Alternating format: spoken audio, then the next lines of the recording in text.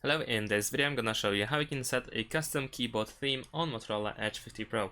In order to create your own theme, what we need to do is head to the settings, then scroll all the way down and go to System, then choose Keyboard, On-Screen Keyboard, and choose Gboard. Over here we want to tap Theme, and here in order to set a custom keyboard theme, we need to press this plus button in order to create your own theme.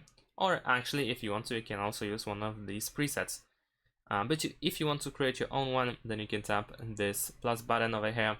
Then you will open the list of your photos, which you can use as a background.